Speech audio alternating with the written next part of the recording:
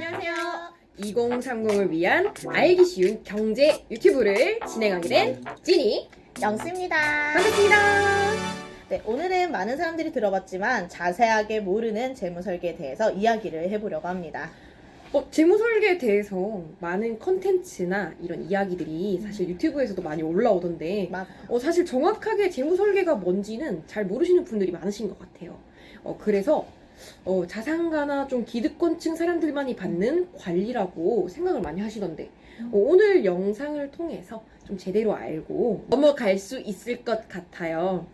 영스, 재무설계는 어떤 건가요? 네, 재무설계란 간단하게 개인의 자산과 부채, 소득과 지원, 지출 같은 걸 얘기하죠. 등을 효율적으로 관리해서 개인이 원하는 재무 목표를 달성하기 위한 계획을 수립하고 실행하는 전체적인 과정을 의미합니다.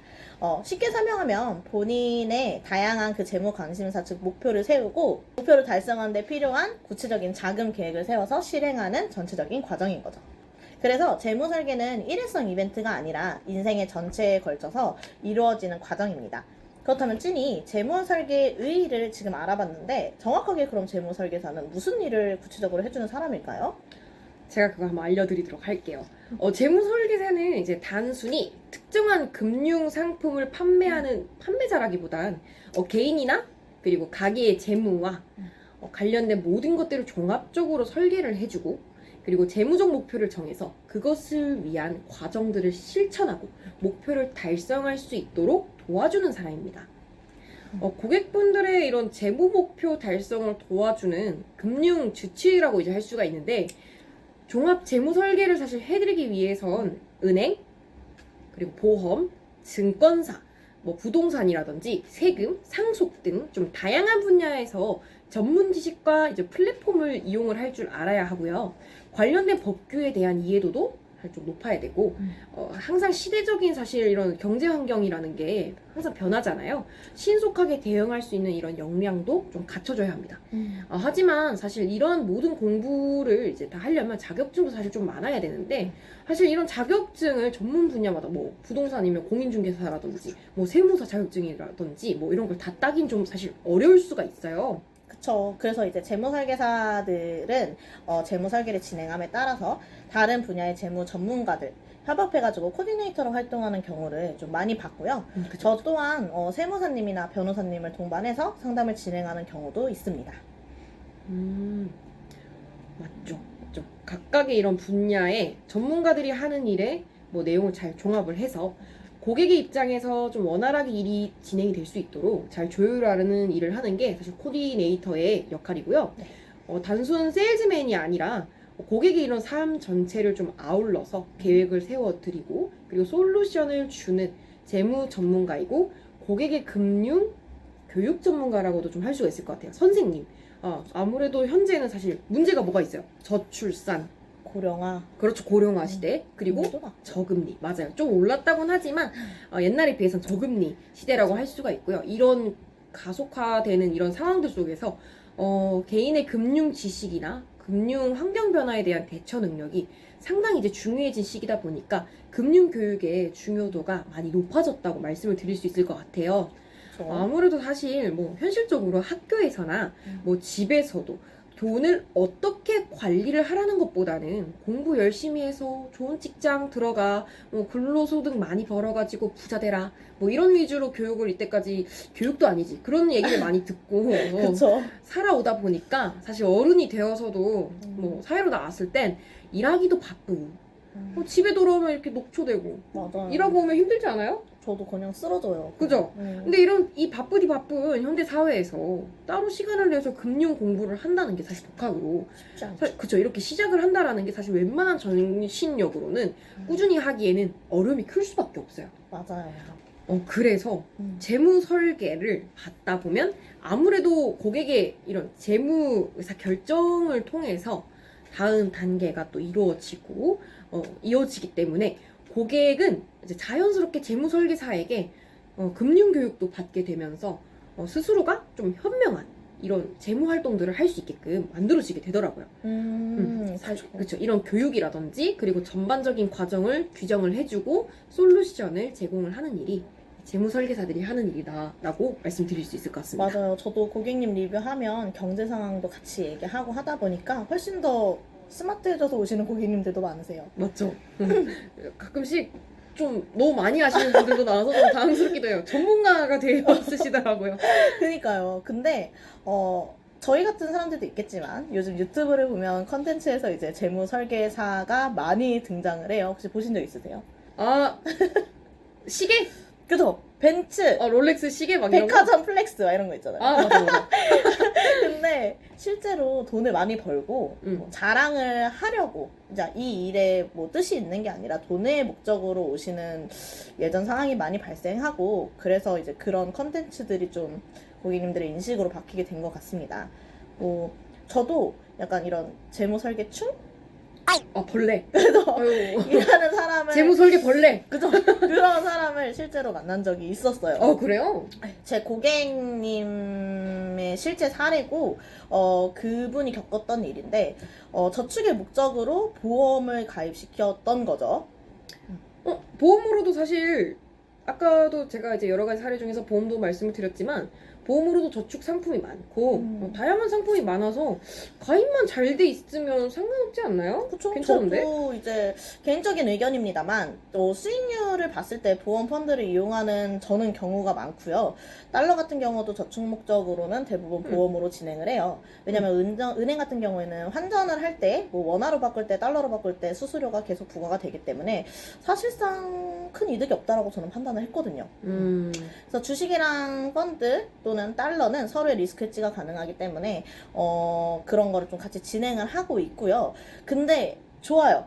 좋은데 저축의 목적과 기간이 고객이 원하는 설계가 아니었기 때문에 중이라는 단어를 쓴 겁니다. 뭐 어떤 부분이었어요?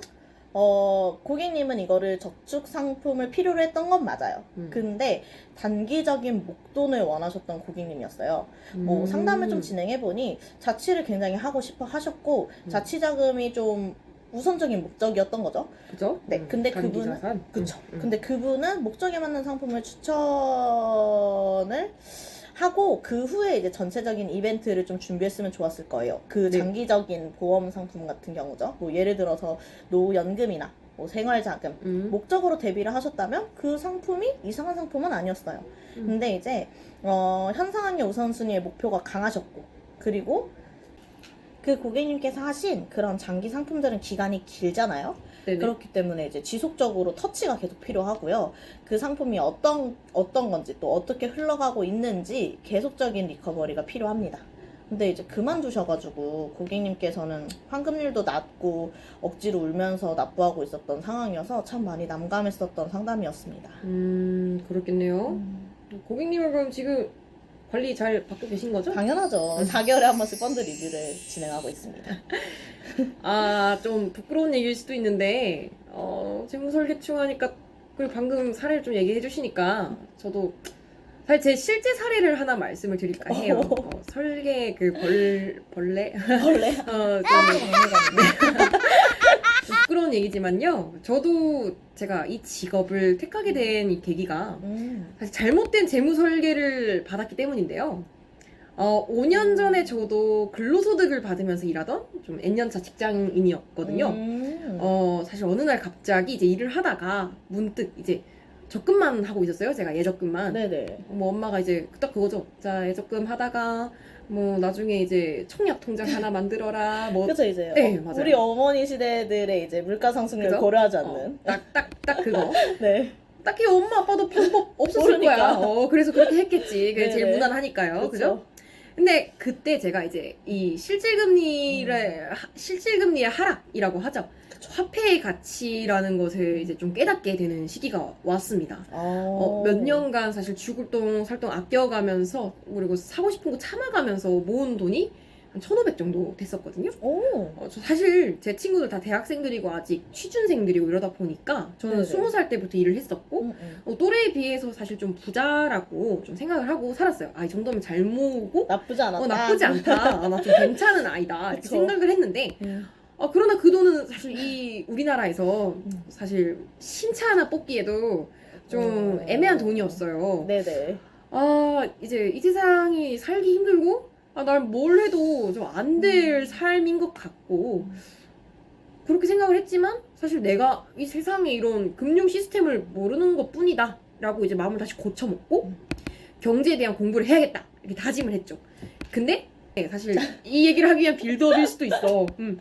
스스로 공부를 한다는 게 사실 생각보다 쉽지가 않아요. 작심삼일이라고 하죠. 자산관리 전문가에게 그래서 제가 이제 상담을 받게 됩니다. 혼자 하는 게 힘드니까 그래 전문가가 왜 있겠어 하고 찾아갔죠. 그쵸. 하지만 이분을 믿고 제가 맡긴 지 2년 동안 이제 2년 뒤에 알게 된 거예요. 저도 좀 멍청한 것 같긴 한데 2년 뒤에 알았어. 당연히 다 알아서 잘 해주셨겠지. 그래서 저에게 맞지 않는 오롯이 이 관리사님의 본인의 이런 월급을 챙겨가는 수당만 생각한 이런 상품들로만 꾸려진 그런 저축을 제가 월에 100만 원씩이나 냈습니다. 이걸 속된 말로 호구라고 하나요?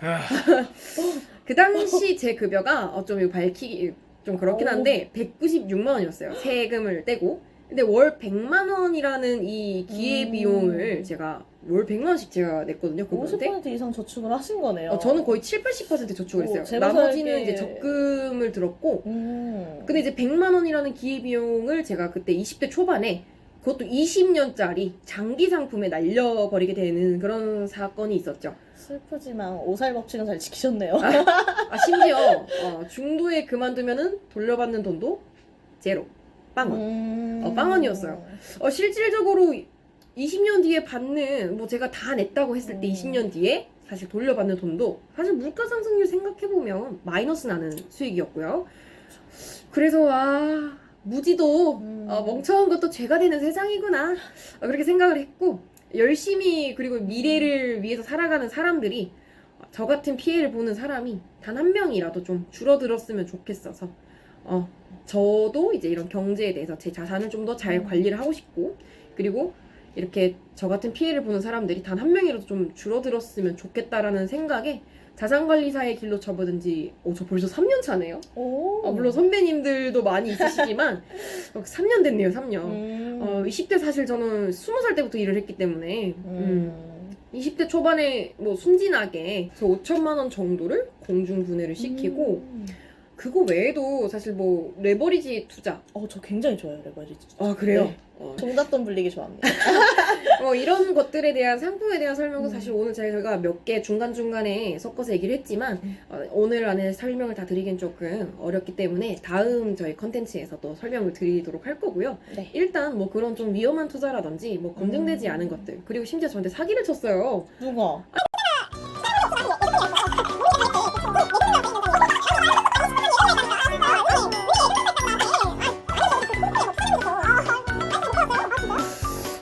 이거 좀 아닌데? 그죠? 그쵸? 뭐 일단 거두절미하고 여튼 정말 인생이 무너지는 것 같았고 다시 일어설 수 없을 것 같았지만 많이 울었어요 그때. 근데 저도 울었을 것 같아요. 근데 인생은 아직 길고 그죠? 그쵸. 제가 앞으로 어떻게 살아가느냐에 따라서 어떻게 하느냐에 따라서 더 좋아질 수 있는 게 삶이니까요. 제가 제일 좋아하는 말이 그거거든요. 그 1%의 부정이 99%의 긍정을 이긴다. 그러면 맞는 말이에요. 맞아. 그럼 난 199% 살아가면 되지. 오. 그럼 그럼에도 불구하고 버티고 이겨내서 지금은 이제 단 한 명을 좀 만나더라도 정확한 가치를 전달하러 다니고 있고요. 저 같은 사람이 한 명이라도 좀 더 줄어들 수 있고 이런 재무 설계충이라는 단어로 인해서 이 직업이 폄하당하지 않았으면 좋겠어요. 그쵸. 그래서 이처럼 우리의 직업은 타인의 자본을 불려주는 만큼 손해를 좀 방지하기 위해서 많은 공부와 플랜을 준비를 해야 합니다. 그리고 지속적인 관리의 이유도 이 때문인 거죠. 재무설계를 하시는 모든 직업군들도 우리의 직업의 인식을 다잡고 책임감 있게 운영하는 모습을 좀 보여주셨으면 좋겠습니다. 네. 자, 그럼 오늘은 재무설계의 의의랑 그리고 재무설계사가 어떤 일을 하는 사람들인지에 대해서 이야기를 좀 나눠봤는데요. 약간의 벌레 얘기도 있었고 앞으로도 이제 다양한 경제 소식과 이야기들을 쉽고 재미있게 들려드릴 거니까요. 많은 관심과 사랑 부탁드립니다. 도움이 되셨다면 좋아요, 구독, 알림 설정, 딸랑딸랑 눌러주세요. 다음에 또 만나요.